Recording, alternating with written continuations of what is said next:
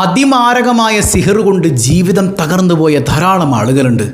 ചിലരെങ്കിലുമൊക്കെ പറയും, ഉസ്താദെ ഈ സിഹർ ഉണ്ട് എന്ന് നേരത്തെ അറിഞ്ഞിരുന്നെങ്കിൽ ഒന്ന് ബാത്തിലാക്കിയേനെ ഞങ്ങൾ. ഈ സിഹറും കണ്ണേറും കൊണ്ട് ജീവിതം തകർന്നു പോയി എത്ര മനുഷ്യന്മാരാണെന്നറിയോ? കുടുംബത്തിൽ സ്വസ്ഥതയില്ല, ജീവിതം തകർന്നു, സമ്പത്ത് തകർന്നു, കുടുംബം തകർന്നു, എല്ലാം നശിച്ചുപോയി, ആകെ പ്രയാസത്തിലായി പോയ ആളുകൾ. ഞങ്ങളുടെ ജീവിതത്തിൽ സിഹറുണ്ടോ ഉസ്താദ് എങ്ങനെ പറയാമെന്നാണ്. നിങ്ങൾ ഇതുവരെ അറിഞ്ഞിട്ടില്ലാത്ത 10 അടയാളങ്ങൾ ഞാൻ പറഞ്ഞു തരട്ടെ.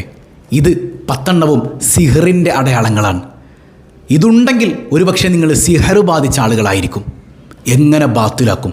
എന്താണ് അടയാളങ്ങൾ? നമുക്കിതൊന്നും മാറ്റിയെടുത്ത് സമാധാനത്തോടെ ജീവിക്കേണ്ട മനുഷ്യന്മാരെ വേണ്ടേ? അള്ളാഹു കാവൽ തരട്ടെ. 1000 രൂപ സമ്മാനമായി ലഭിക്കുന്ന ചോദ്യം വീഡിയോയിലുണ്ട്, മുഴുവനായി കാണുക, ഉത്തരം കമൻറ്റ് ചെയ്യുക, നാമുമായി ബന്ധപ്പെട്ട എല്ലാവർക്കും എത്തിച്ചു കൊടുക്കുക. അള്ളാഹു ഖൈറും ബറക്കത്തും നൽകി അനുഗ്രഹിക്കുമാറാകട്ടെ. അസ്സലാമു അലൈക്കും വറഹ്മത്തുള്ളാഹി വബറകാതുഹു. എന്തൊക്കെയുണ്ട് എല്ലാവരുടെയും വിശേഷം? സന്തോഷമല്ലേ? എവിടെ പുഞ്ചിരിച്ചുകൊണ്ട് ഒരു ഹംദ് പറഞ്ഞ് അൽഹംദുലില്ലാഹി റബ്ബിൽ ആലമീൻ. മാഷാ അല്ലാഹ്, ഈ ഒരു ഹംദിൻ്റെ ബറക്കത്ത് കൊണ്ട് ഹൃദ്യമായൊരു പ്രഭാതവും അതിമനോഹരമായൊരു ദിവസവും സമ്മാനമായി തന്ന് കരുണക്കടലായ നാഥൻ നമ്മെ അനുഗ്രഹിക്കുമാറാകട്ടെ. ഹാപ്പിയല്ലേ എല്ലാവരും? ഇന്നലെ ഏറെ സന്തോഷം നിറഞ്ഞൊരു ദിവസമായിരുന്നു. കാരണം ഞാനിങ്ങനെ കമൻസ് നോക്കിയപ്പോൾ ഒരുപാട് ആളുകൾ, ബഹുഭൂരിഭാഗം ആളുകളും സ്വബാഹുൽ ഖൈർ കാണുന്നത് അടുക്കളയിൽ വെച്ചിട്ടാണ്. അൽഹംദുലില്ലാ. ഞാൻ ചിന്തിച്ചു, ഇനി സ്വബാഹുൽ ഖൈർ മാറ്റിയിട്ട് അടുക്കള ഖൈർ എന്ന് വല്ലതാക്കേണ്ടി വരുമോ? അത്ര ആളുകൾ അടുക്കളയിൽ നിന്നിട്ട് കാണുകയാണ്. അതൊരു ബറക്കത്താടോ. നമ്മളുണ്ടാക്കുന്ന ഭക്ഷണത്തിലും ആ വീടിൻ്റെ ഏറ്റവും മനോഹരമായി ബറക്കത്ത് പ്രവഹിക്കേണ്ട കേന്ദ്രമായ അടുക്കളയിൽ ബറക്കത്ത് നിറയാനും അതിലൂടെ വീട്ടിൽ മുഴുവൻ ബറക്കത്ത് നിറയാനും ആ ദിക്റിൻ്റെയും സ്വലാത്തിൻ്റെയൊക്കെ സദസ്സ് അടുക്കളയിൽ വെച്ചാകുന്നത് പോലും ഒരു കാരണമാണ് ഇല്ലേ? അള്ളാഹു നമുക്ക് തൗഫീഖ് നൽകി അനുഗ്രഹിക്കുമാറാകട്ടെ. സിഹർ കൊണ്ട് ജീവിതം തകർന്ന എന്തോരം മനുഷ്യന്മാരുണ്ട്.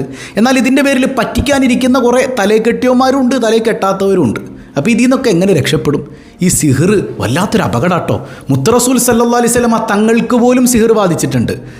സൂറത്തുൽ ബഖറയിൽ 102-ാമത്തെ ആയത്തിലൂടെ സിഹർ സത്യമാണെന്ന് അള്ളാഹു സ്ഥാപിക്കുന്നുണ്ട് ഇല്ലേ? ആ സിഹർ പഠിപ്പിച്ചു കൊടുക്കാൻ വേണ്ടിയിട്ട്, പരീക്ഷിക്കാൻ കൂടെ വേണ്ടി ഹാറൂത്ത് മാറൂത്ത് എന്ന് പറഞ്ഞ 2 മലക്കുകളെപ്പോലും അള്ളാഹു വേഷം മാറ്റി ഭൂമിയിലേക്ക് ഇറക്കിയിട്ടുണ്ട്. ഈ സംഗതിയൊക്കെ നമ്മൾ വിവരിച്ചതാണ്. അതികഠിനമാണ് സിഹർ ഇല്ലേ? അതികഠിനമാണ്. കണ്ണേറാണെങ്കിൽ ചിലപ്പോൾ സിഹറിനേക്കാൾ രൂക്ഷമാണ്. ഓടി നടക്കുന്ന ഒട്ടകത്തെ ചട്ടിയിലാക്കാനായിട്ട് കണ്ണേർ മതി എന്ന് ആരാ പഠിപ്പിച്ചേ? മുഹമ്മദ് മുസ്തഫ സല്ലല്ലാഹു അലൈഹി വസല്ലമ തങ്ങളാണ്. അപ്പോൾ സിഹർ ഭയങ്കര ഡേഞ്ചറാണ്. നിങ്ങളുടെ കുടുംബം തകർക്കും, നിങ്ങളുടെ ജീവിതം തകർക്കും, കച്ചവടം തകർക്കും, ജോലി തകർക്കും, പഠനം തകർക്കും, മക്കളും മാതാപിതാക്കളും തമ്മിലുള്ള ബന്ധം തകർക്കും. എല്ലാം തകർത്ത് തരിപ്പണമാക്കാൻ കഴിയുന്ന ഡേഞ്ചർ സാധനമാണ് സിഹർ എന്ന് പറയുന്നത്. എങ്ങനെ ബാത്തിലാക്കും? എന്തിപ്പോൾ എങ്ങനെ അറിയത്? ഞാൻ ഒരു 10ഓളം അടയാളങ്ങൾ നിങ്ങൾക്ക് പറഞ്ഞു തരട്ടെ. ഇതുണ്ടെങ്കിൽ ഒരുപക്ഷെ സിഹറിൻ്റെ അടയാളമായിരിക്കാം. ഒന്നാമത്തേത് ഏതാണ്? നിരന്തരമായ രോഗം എന്ന് പറഞ്ഞാൽ ഒരു രോഗം ഇങ്ങനെ നിലനിൽക്കുക. ഒരു ഡോക്ടറെ കണ്ടു, അടുത്തത് അലോപ്പതിയുടെ അടുത്ത് പോയി, അവിടെ നിന്ന് പിന്നെ ആയുർവേദം പോയി, അവിടെ നിന്ന് പിന്നെ യുനാനി പോയി, അവിടെ നിന്ന് പിന്നെ ഹോമിയോ പോയി, ഒരുപാട് ടെസ്റ്റുകൾ നടത്തി നോക്കി, രോഗം കാണുന്നില്ല. വലിയ ഡേഞ്ചർ സോണാണത് ഇല്ലേ? അപ്പോൾ അങ്ങനെ രോഗം കൊണ്ട് ബുദ്ധിമുട്ടുന്നവർ അവരുടെ മനസ്സിൽ ഉറപ്പിച്ചോ, സിഹറിൻ്റെ അംശം തങ്ങളിലുണ്ട്. സിഹർ ബാധയുടെ സൂചനയാണിതെന്ന് തിരിച്ചറിയണം. എന്നാൽ എല്ലാം സിഹർ എന്ന് ചിന്തിക്കുന്ന ആളുകളുണ്ട് കേട്ടോ. ഒരു തലവേദന വന്നാൽ പോലും ആരാണ്ട് സിഹർ ചെയ്തിട്ടുണ്ട്, അങ്ങനെയല്ല. ചിലപ്പോൾ വയറുവേദന വന്നാൽ ഏതാണ്ട് വലിയ സിഹറാണ്, ഒന്ന് ബാത്റൂമിൽ പോയാൽ സിഹർ അങ്ങ് ഇളകി പോയിക്കോളും. ഇതല്ല, അങ്ങനെ എല്ലാം സിഹർ അങ്ങനെയല്ല. എന്നാൽ സിഹർ പാടെ ഇല്ല എന്ന് വിചാരിക്കുന്ന ആളുകളും ആകാൻ പാടില്ല. രണ്ടിൻ്റെയും ഇടയിലാണ്. സിഹർ യാഥാർത്ഥ്യമാണ്, എല്ലാം സിഹറല്ല. സിഹറില്ല എന്നും പറയാൻ പാടില്ല. മനസ്സിലായോ? അപ്പോൾ ഒരാൾക്കൊരു രോഗം വന്നിട്ട് എല്ലാ ഹോസ്പിറ്റലിലും കാണിച്ചു. ഇപ്പോൾ എനിക്ക് പരിചയമുള്ളൊരു സഹോദരി ഉണ്ട്. അങ്ങനെ അവരെടുക്കാത്ത സ്കാനില്ല, ടെസ്റ്റില്ല, ബയോപ്സിയില്ല, ഒക്കെ ചെയ്തിട്ടുണ്ട്, ഒരു കുഴപ്പമില്ല. പക്ഷേ രാവിലെ എണീറ്റിട്ട് ആദ്യം ഛർദ്ദിക്കുകയാണ്, ആദ്യം തുപ്പുന്നത് വായിൽ നിന്ന് ചോരയായിരിക്കും. നോക്കുമ്പോൾ എന്താ? മാരകമായ സിഹറേറ്റതാണ്. അപ്പോൾ ആ സിഹർ ബാത്തിലാക്കാനുള്ള കാര്യങ്ങൾ ചെയ്തപ്പോൾ ആ രക്തത്തിൻ്റെ അളവ് കുറഞ്ഞു വന്നു, പിന്നീട് സുഖമായി. മനസ്സിലായോ? അപ്പോൾ സിഹർ യാഥാർത്ഥ്യമാണെന്ന് തിരിച്ചറിയാം. രണ്ടാമത്തെ അടയാളം എന്ന് പറയുന്നത് ശക്തമായ ക്ഷീണത്തിന് ഒരുപാട് ഭൗതികമായ കാര്യങ്ങളുണ്ട്. ചിലപ്പോൾ ഉറക്കക്കുറവ് ഒരു കാരണമായിരിക്കും. ഈ വൈറ്റമിൻ ഡിയുടെ ഡെഫിഷ്യൻസി, വൈറ്റമിൻ ഡി എന്ന് പറഞ്ഞാൽ നമ്മുടെ എല്ലുകളും ശരീരമൊക്കെ ഭംഗിയായി സ്ട്രോങ് ആയിട്ടിരിക്കാനായിട്ട് വേണ്ട ഒരു സാധനമാണ്. വൈറ്റമിൻ ഡി ഇല്ലേ, നമ്മളാകെ വീക്കായി പോവും. എന്തിനേറെ നമുക്ക് ഭ്രാന്ത് പിടിക്കേണ്ട ഒരു അവസ്ഥ പോലെയാവും. ഭാര്യ ഭർത്താക്കന്മാർക്കിടയിൽ സംശയരോഗം ഉണ്ടാകാൻ പോലും വൈറ്റമിൻ ഡി കുറഞ്ഞ അവസ്ഥ ഉണ്ടാവും. മനസ്സിലായോ? അതുപോലെ വൈറ്റമിൻ K2 അല്ലെങ്കിൽ B12, മഗ്നീഷ്യം കുറഞ്ഞാൽ, അപ്പോൾ വൈറ്റമിൻ ഡെഫിഷ്യൻസി ഒന്നുമല്ല, ഉറക്കക്കുറവൊന്നുമല്ല. എനിക്ക് വെറുതെ ഇങ്ങനെ ക്ഷീണം, ജോലി ചെയ്യുമ്പോൾ ക്ഷീണം, ഓഫീസിലിരിക്കുമ്പോൾ ക്ഷീണം, അടുക്കളയിലിരിക്കുമ്പോൾ ക്ഷീണം. ഈ ക്ഷീണമല്ലാത്തൊരു സാധനമില്ലെങ്കിൽ അത് സിഹറിൻ്റെ ലക്ഷണമാണെന്ന് തിരിച്ചറിയാം. മനസ്സിലായോ? മൂന്നാമത്തൊരു ലക്ഷണം എന്ന് പറഞ്ഞാൽ നിരന്തരം പേടി സ്വപ്നം കാണാം. എപ്പോഴും പേടി സ്വപ്നം. ഒരു ദിവസം അല്ലെങ്കിൽ വല്ലപ്പോഴും കാണുന്നതിനെക്കുറിച്ചല്ല, ഇടയ്ക്കിടയ്ക്ക് പാമ്പിങ്ങനെ കൊത്താൻ വരുന്നത് പോലെ കണ്ടുകൊണ്ടിരിക്കുക. അതുപോലെ തന്നെ അപകടങ്ങൾ, പെട്ടെന്ന് വെള്ളത്തിൽ മുങ്ങി മരിക്കണത്, ആക്സിഡൻറ്റിൽ പെട്ടിങ്ങനെ മരിക്കണത്, അപകടം സംഭവിക്കണത്, ഇത് നിരന്തരം ഇങ്ങനെ അപകടങ്ങൾ ഇങ്ങനെ കണ്ടുകൊണ്ടിരുന്നാൽ അത് സിഹർ ബാധയേറ്റിട്ടുണ്ട് എന്നതിൻ്റെ ലക്ഷണത്തിൽ പെട്ടതാണ്. ഇനി നാലാമത്തേത് ഉറക്കമില്ലാത്തൊരവസ്ഥയാണ്. ഞാൻ ഉറക്കം വരാനുള്ള എല്ലാ പണിയും എടുത്തു നോക്കി, രാവിലെ ഒന്നും ഉറങ്ങിയിട്ടില്ല, നല്ല ക്ഷീണമുണ്ട്, കുളിച്ചൊക്കെ റെഡിയായി, ഒന്ന് കുളിച്ചൊക്കെ ഒരുങ്ങി ഇനി ഒന്ന് കിടന്നാൽ മതി, പക്ഷെ കിടന്നിട്ട് ഉറക്കം വന്നില്ല. സ്ലീപ്പിംഗ് പിൽസ് കഴിച്ചു നോക്കി, ഉറക്ക ഗുളിക കഴിച്ചു നോക്കി, കഴിച്ചപ്പോൾ ഒന്ന് കണ്ടടഞ്ഞു, ഇച്ചിരി കഴിഞ്ഞപ്പോൾ വീണ്ടും ഞെട്ടിണീറ്റു, ഉറക്കം കിട്ടണില്ല, ആരോ തന്നെ പിന്തുടരുന്ന പോലെ. എനിക്കങ്ങനെ പരിചയമുള്ളൊരു ഉസ്താദ് ഉണ്ടായിരുന്നു. അദ്ദേഹത്തിന് ഉറക്കമില്ല, അദ്ദേഹത്തിൻ്റെ മുഖത്തോട്ട് നോക്കിയാൽ കണ്ണിങ്ങനെ ചുവന്നിരിക്കും, കട്ടും ചുവപ്പാണ് കണ്ണിന്. എന്തേ ഉസ്താദേ? രാത്രി 3 മണിക്ക് ഞാൻ ഉസ്താദിനെ എന്തൊരു അത്യാവശ്യത്തിന് വിളിച്ചതാണ്. വിളിച്ച് 1ാമത്തെ റിങ്ങിൽ ഉസ്താദ് ഫോൺ എടുത്തു. ഞാൻ ഉസ്താദ് കിടന്നില്ലേ? മോനെ ഉറക്കം വരുന്നില്ല. മാരകമായ സിഹർ. മാരകമായ സിഹറായിരുന്നു നോക്കിയപ്പോൾ. അപ്പോൾ തീരെ ഉറക്കം കിട്ടാത്തൊരവസ്ഥ, അതും സിഹറിൻ്റെ ലക്ഷണത്തിൽ പെട്ടതാണ്. ഇനി 5ാമത്തേത് സഹിക്കാൻ പറ്റാത്ത തലവേദന.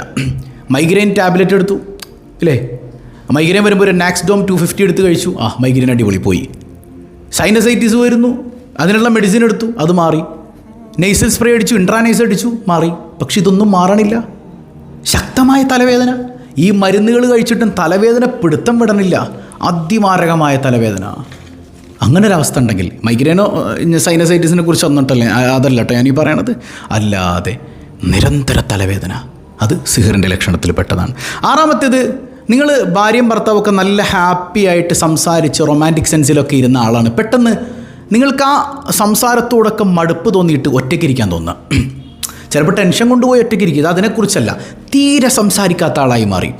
ഭാര്യനെ ചിന്തിക്കുക, എന്ത് പറ്റി എൻ്റെ ഭർത്താവിന്, നല്ല ആക്റ്റീവായ ആളായിരുന്നല്ലോ. അങ്ങനെ പിന്നെ അത് സംശയരോഗം, അവിഹിത ബന്ധാണോ എന്ന് പോലും ഭാര്യ ചിന്തിക്കുന്നൊരവസ്ഥയിലേക്ക് എത്തിപ്പോവും. എപ്പോഴും ഒറ്റയ്ക്കിരിക്കുക, എന്തെങ്കിലും ചോദിച്ചാൽ ഈ ഫോണിൽ ഇങ്ങനെ വെറുതെ നോക്കിയിരിക്കുക. ഫോണിൻ്റെ അഡിക്ഷൻ വേറെ ഉണ്ടാവും, ഇത് അതിനെക്കുറിച്ചല്ല.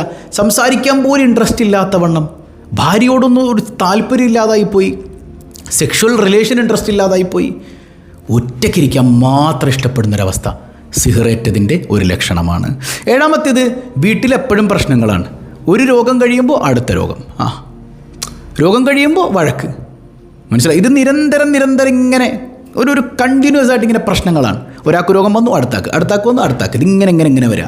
അപ്പോൾ അത് കഴിയുമ്പോഴത്തേക്ക് അടുത്ത സാമ്പത്തിക പ്രശ്നം, അത് കഴിയുമ്പോഴത്തേക്ക് അടുത്ത പ്രശ്നം, ഇങ്ങനെ പ്രശ്നങ്ങൾ, നിങ്ങൾക്കിടയിലുള്ള വഴക്കുകൾ, ഇതിങ്ങനെ നിരന്തരം ഒരു കാരണമില്ലാതെ വന്നുകൊണ്ടിങ്ങനെ തുടർച്ചയായിട്ട് വരുന്നുണ്ടോ, സിഹറിൻ്റെ ലക്ഷണങ്ങളിൽ പെട്ടതാണ്. 8ാമത്തേത്, ശരീരത്തിൻ്റെ പല ഭാഗങ്ങളിലും വേദന മാറി വരിക. കൈക്ക് വേദന, ഒരാൾക്ക് തന്നെ കൈക്ക് വേദന, കൈ വേദന വന്നപ്പോൾ ഒരു ഡോൾ എടുത്ത് കഴിച്ചു, മാറി കാലിലേക്ക് വേദന. കാല് വേദന വന്നപ്പോൾ മരുന്ന് കഴിച്ചു, മാറി നടുവിന് വേദന. നടുവേദന വന്നപ്പം മരുന്ന് കഴിച്ചു, മാറി തലവേദന. ഇതിങ്ങനെ ശരീരത്തിൽ റൊട്ടേറ്റ് ചെയ്ത് ഓരോരോ സ്ഥലങ്ങളിൽ വേദന വന്നുകൊണ്ടിരിക്കുക, സിഹറിൻ്റെ ലക്ഷണങ്ങളിൽ പെട്ടതാണ്.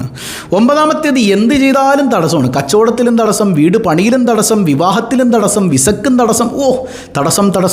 തടസ്സം അല്ലാതെ ഒരു സംഗതിയില്ല. എന്ത് തുടങ്ങിയാലും തടസ്സം. മനുഷ്യന്മാരാണ്, ഇടയ്ക്കൊക്കെ തടസ്സം ഉണ്ടാവും. ഇതല്ല, ഒന്ന് ഇന്നതെന്നില്ല, എല്ലാത്തിലും തടസ്സം, സിഹറിൻ്റെ ലക്ഷണത്തിൽ പെട്ടതാണ്. 10ാമത്തേത്, ഓരോന്നിലും വസ്വാസ് കണ്ടെത്തുക. അത് ചെയ്തത് ശരിയായില്ല, എന്ത് ചെയ്താലും ഇവന് തൃപ്തിയാകുന്നില്ല. എന്ത് കാര്യം ചെയ്താലും, ഒരു പണി ചെയ്താൽ തൃപ്തിയാകുന്നില്ല. അങ്ങനെ നിരന്തരം ഒരു വസ്വാസ് എല്ലാത്തിലും. മനുഷ്യന്മാർക്ക് ചിലപ്പോൾ ചില വസ്വാസുള്ള ആളുകളൊക്കെ ഉണ്ട്, അതൊക്കെ മാറ്റണം. ഇതല്ല, എല്ലാത്തിലും വസ്വാസ്. ഭാര്യയുമായിട്ട് ബന്ധം പുലർത്തി കഴിഞ്ഞാലും അതിലും വസ്വാസ്, എല്ലായിടത്തും വസ്വാസ്. അങ്ങനെ ഒരു തൃപ്തിയില്ലായ്മ, അത് സിഹറിൻ്റെ ലക്ഷണത്തിൽ പെട്ടതാണ്. ഈ 10 സംഗതികളുണ്ടോ, സിഹർ ബാധയിൽ നിങ്ങൾ പെട്ടിട്ടുണ്ട് എന്ന് ഏതാണ്ടൊക്കെ നമുക്ക് ഉറപ്പിക്കാൻ പറ്റും. എന്നാലും 100% പറ്റൂല. ഇവിടെ നമ്മൾ മനസ്സിലാക്കേണ്ട കാര്യം എന്താ, ഇതിങ്ങനെ സിഹറുണ്ട് എന്ന് അറിഞ്ഞ ഉടൻ തന്നെ ഏതെങ്കിലുമൊക്കെ ഒരു തലയെ കെട്ടിയതും തലയെ കെട്ടാത്ത ആളെയൊക്കെ തേടിപ്പിടിച്ച് നമ്മളീ പറ്റിക്കുന്ന കുറേമാർ അടുത്തോട്ട് പോയി ഉള്ള പൈസയും ലക്ഷങ്ങളും കൊണ്ടുപോയി കൊടുത്ത് ഈമാനും വിറ്റ് എല്ലാം വിറ്റ് അവസാനം ആ ഒരവസ്ഥയിലേക്ക് എത്തിയ ഒരുപാട് ആളുകളുണ്ട്. ഞാൻ പലതവണ പറഞ്ഞിട്ടുണ്ട്, ഈ സിഹർ ബാത്തിലാക്കാനിരിക്കണം 100 99 കള്ളന്മാരാണ്. ഒരു ഇജാസത്തും ഉണ്ടാവില്ല, ഒന്നും ഉണ്ടാവില്ല. എന്നാൽ അള്ളാൻ്റെ സ്വാലിഹീങ്ങളായ ഔലിയാക്കളുടെ അടുക്കൽ പോയാൽ അവർ പറയും അത് വേണ്ട, മാറട്ടെ, മതി, തീർന്നു. അത്രേ ഉണ്ടാവുള്ളൂ അവരുടെ കാര്യത്തിൽ. അല്ലെങ്കിൽ അവർ പറയും ഇന്നാലിൻ്റെ സൂറത്ത് ഇന്നാലിൻ്റെ ആയത്തോദിക്കോ, മതി. ഇതല്ലാതെ വ്യാജ ചികിത്സയ്ക്ക് ഇരിക്കുന്ന ഒരുപാട് ആളുകളുടെ അടുത്താണ് ഏറ്റവും കൂടുതൽ ആളുകൾ പോവുക. അവർ ചോദിക്കും എൻ്റെ അവിടെ ഇങ്ങനെ വേദനയില്ലേ, പിന്നെ നിൻ്റെ കുടുംബത്തിൽ ഇന്നാലിന്നാൾ പിണക്കമില്ലേ, കുടുംബത്തിൽ ചില പ്രശ്നങ്ങളില്ലേ, കുടുംബത്തിൽ പ്രശ്നമില്ലാത്ത ആരുള്ളത്, ഓരോന്ന് ചോദിച്ച്. പിന്നെ ഒരു കാര്യം കൂടെ പറയാനുണ്ട്, കണ്ട കണക്കന്മാരുടെ അടുക്കൽ ബാത്തിലാക്കാൻ പോണ ഓരോ ആൾക്കാരുണ്ട്. മോനെ ആ പോക്കേ പോവുള്ളൂ, ഈമാൻ അതോടെ തീർന്നു കേട്ടോ, ഈമാനോടുകൂടെ മരിക്കൂല നമ്മൾ. ഉസ്താദെ അങ്ങനെ കണക്കൻ്റെ അടുത്ത് പോയിട്ട് മാറിയിട്ടുണ്ട്. മാറും. കാരണം എന്താ? ശൈത്വാൻ്റെ സഹായം കൊണ്ട് പലതും നടക്കും. താൽക്കാലികമായും ആ ശൈത്വാനല്ലേ ഉപദ്രവം ഉണ്ടാക്കണത്. ആ ശൈത്താൻ കണക്കൻ ഇടപെടുമ്പോൾ കുറച്ചൊന്ന് മാറിയിരിക്കും. അപ്പോൾ നമ്മൾ ഓർക്കും സുഖമായിന്ന്. കുറച്ച് നാൾ കഴിയിട്ട് ഇതിൻ്റെ ഇരട്ടിയായിട്ട് തിരിച്ചു വരും, നല്ല പണി കിട്ടും. ഈമാൻ കൊണ്ടുപോയി വിൽക്കുന്ന പർദ്ദയിട്ട പെണ്ണുങ്ങളെ വരെ ഞാൻ കണ്ടിട്ടുണ്ട്. കണ്ട കണക്കന്മാരുടെ വീട്ടിൽ, ജ്യോത്സ്യന്മാരുടെ വീട്ടിൽ. ഒരിക്കലും പോയി ഈമാൻ നശിപ്പിക്കരുത്. മനസ്സിലായോ? അപ്പോൾ നമ്മളിവിടെ എന്താ ചെയ്യാനുള്ളത്? നമുക്ക് സിമ്പിളായിട്ട് വീട്ടിലിത് ബാത്തിലാക്കാന്നേ. കാരണം അള്ളാഹ് ഖുർആനിൽ പറയുന്നുണ്ട്, വമാഹും ബിദ്ദാരീന ബിഹി മിൻ അഹദിൻ ഇല്ലാ ബിഇദ്നില്ലാഹ്. അള്ളാൻ്റെ അനുമതിയോടുകൂടെ സിഹർ ഫലിക്കുള്ളൂ. ആരെങ്കിലും സിഹർ ചെയ്തത് കൊണ്ടത് ഫലിക്കൂല. അള്ളാഹ് ഉദ്ദേശിക്കണം. പിന്നെ അള്ളാൻ്റെ പരീക്ഷണത്തിൽ പെട്ടതാണ് എന്തും സിഹർ ഫലിക്കലും. അത് അള്ളാൻ്റെ പരീക്ഷണമാണ്. അപ്പോൾ ആദ്യം ഇത് അള്ളാൻ്റെ പരീക്ഷണമാണെന്ന് തിരിച്ചറിഞ്ഞിട്ട് ലോകത്തിൻ്റെ നായകർ മുഹമ്മദ് മുസ്തഫ സല്ലല്ലാഹു അലൈഹി വസല്ലം തങ്ങളുടെ പേരിൽ ഒരു ഫാത്തിഹ ഓതുക. 5 വക്ത് നിസ്കാരം കഴിഞ്ഞിട്ട് ഒരു ഫാത്തിഹ ഓതുക. സുലൈമാൻ നബി അലൈഹി സ്വലാമിൻ്റെ പേരിൽ ഒരു ഫാത്തിഹ ഓതുക. മൂസാ നബി അലൈഹി സ്വലാമിൻ്റെ പേരിൽ ഒരു ഫാത്തിഹ ഓതുക. 5 വക്ത് നിസ്കാരങ്ങൾ ഓദിക്കോ. എന്നിട്ട് നിങ്ങൾ ചെയ്യേണ്ടതെന്നറിയോ?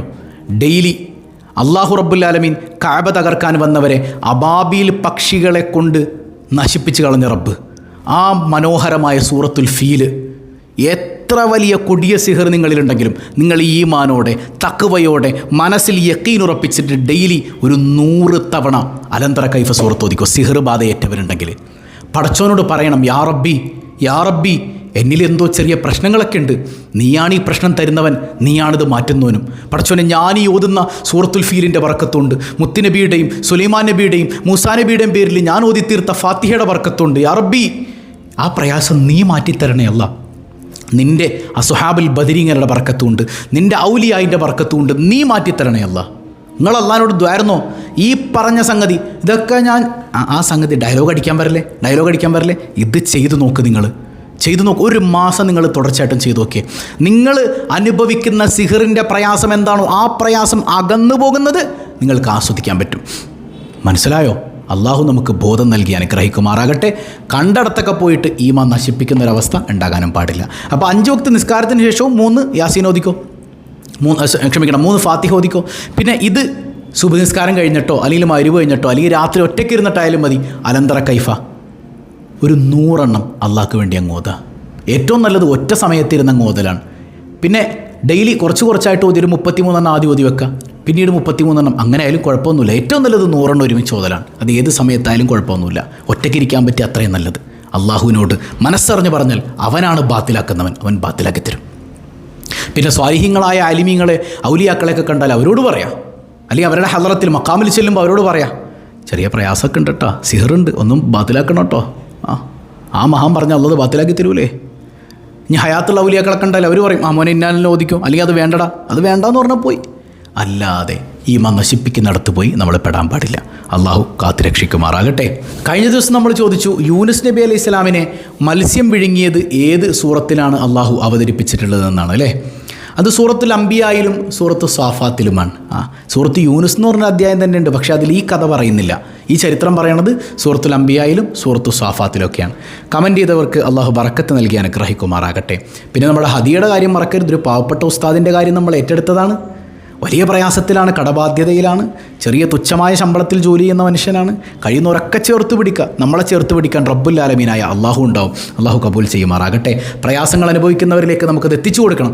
അള്ളാഹു നമ്മിൽ നിന്ന് കബൂൽ ചെയ്യുമാറാകട്ടെ. ഇന്നത്തെ ചോദ്യം, ഹബീബായ തങ്ങൾ സല്ലല്ലാഹു അലൈഹി വസല്ലം ഒരു സൂറത്ത് പഠിപ്പിക്കുന്നുണ്ട്. ഒരാൾ ഉറങ്ങാൻ കിടക്കുമ്പോൾ വലത് ഭാഗം തിരിഞ്ഞ് കിടക്കണം.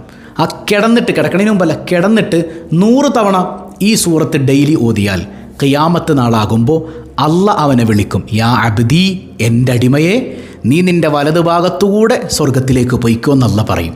ഏത് സൂറത്താണ് 100 തവണ ഓതേണ്ടത്? ഏത് സൂറത്താണ്? കമൻറ്റ് ചെയ്യുക. അള്ളാഹു ബറക്കത്ത് ചെയ്യട്ടെ. പതിവായി ചൊല്ലുന്ന ദിക്ർ സുബ്ഹാനല്ലാഹി വബിഹംദിഹി അദദ ഖൽഖിഹി വറിളാ നഫ്സിഹി വസിനത അർശിഹി വമിദാദ കലിമാതിഹി. സുബ്ഹാനല്ലാഹി വബിഹംദിഹി അദദ ഖൽഖിഹി വറിളാ നഫ്സിഹി വസിനത അർശിഹി വമിദാദ കലിമാതിഹി. സുബ്ഹാനല്ലാഹി വബിഹംദിഹി അദദ ഖൽഖിഹി വറിളാ നഫ്സിഹി വസിനത അർശിഹി വമിദാദ കലിമാതിഹി. അൽഹംദുലില്ലാഹി റബ്ബിൽ ആലമീൻ. അല്ലാഹുമ്മ സ്വല്ലി അലാ സയ്യിദിന മുഹമ്മദിൻ വഅലാ ആലി സയ്യിദിന മുഹമ്മദ്. അർഹമുർറാഹിമായ റബ്ബേ, ഈ സദസ്സ് നീ സ്വീകരിക്കണേ അല്ലാ. നീ ഖായിബാക്കല്ലേ അല്ലാ. നീ തഴഞ്ഞാൽ ഞങ്ങൾക്ക് പോകാനൊരിടമില്ല അല്ലാ. പടച്ചവനെ, ഞങ്ങൾ നിൻ്റെ യഥാർത്ഥ മുത്തഖീങ്ങളിൽ പെടുത്തണയല്ല. പാപ സുരക്ഷിതത്വം നൽകണയല്ല. യാ റബ്ബന, അറിഞ്ഞും അറിയാതെയും ചെയ്തു പോയ എല്ലാ തെറ്റുകുറ്റങ്ങളും പൊറുക്കണയല്ല. ഞങ്ങൾക്ക് ഒരുപാട് ആളുകൾക്ക് സിഹർ കൊണ്ട് കണ്ണീർ കൊണ്ട് പ്രയാസപ്പെടുന്നവർ ഞങ്ങളിലുണ്ട്. അതൊക്കെ നീ ബാത്തുലാക്കണയല്ല. നിൻ്റെ മഹാന്മാരുടെ ബറക്കത്ത് കൊണ്ട് ബാത്തുലാക്കണയല്ല. ജിന്നിയും ഇൻസിയുമായ ഷെറുകളെല്ലാം തുടച്ചു നീക്കണയല്ല. പടച്ചവനെ, കണ്ണേറിൽ നിന്ന് കാവലേകണയല്ല. മക്കളെ നന്നാക്കണയല്ല. പഠനങ്ങളിൽ പുരോഗതി നൽകണയല്ല. ശോഭനമായ ഭാവി നൽകണയല്ല. ഗർഭിണികൾക്ക് സുഖപ്രസവം നൽകണയല്ല. മക്കളില്ലാത്തവർ, വീടില്ലാത്തവർ, ഹൈറായ കുടുംബമില്ലാത്തവർ, വിവാഹം നടക്കാത്തവർ, എല്ലാവരുടെയും പ്രയാസങ്ങൾ നീ അകറ്റണയല്ല. ഞങ്ങളിൽ നിന്ന് മരണപ്പെട്ട മാതാപിതാക്കൾ, ബന്ധുമിത്രാദികൾ ഖബർ വെളിച്ചമാക്കണയല്ല. തൊഴിലുകളിൽ ബറക്കത്ത് ചെയ്യണയല്ല. കടബാധ്യത ഏറ്റെടുക്കണയല്ല. ഞങ്ങളെ പെട്ടെന്ന് മരിപ്പിക്കല്ലയല്ല. ഈമാന് സലാമത്താക്കണയല്ല. ഞങ്ങളെയും ഞങ്ങളിൽ നിന്ന് വിട പറഞ്ഞവരെയും ഹബീബായ സല്ലല്ലാഹു അലൈഹി വസല്ലം തങ്ങളോടൊപ്പം ഞങ്ങൾ ഇന്ന് ചെയ്ത ഈ ഹദിയയുടെ ബറക്കത്ത് കൊണ്ട്, നിൻ്റെ കാരുണ്യം കൊണ്ട് നീ ഒരുമിപ്പിക്കണയല്ല. ബിഹഖി സല്ലല്ലാഹു അലാ മുഹമ്മദ് സല്ലല്ലാഹു അലൈഹി വസല്ലം. സല്ലല്ലാഹു അലാ മുഹമ്മദ് സല്ലല്ലാഹു അലൈഹി വസല്ലം. അല്ലാഹുമ്മ സ്വല്ലി അലാ മുഹമ്മദ് യാ റബ്ബി സ്വല്ലി അലൈഹി വസല്ലം. വസ്സലാമു അലൈക്കും വറഹ്മത്തുള്ളാഹി വബറകാതുഹു.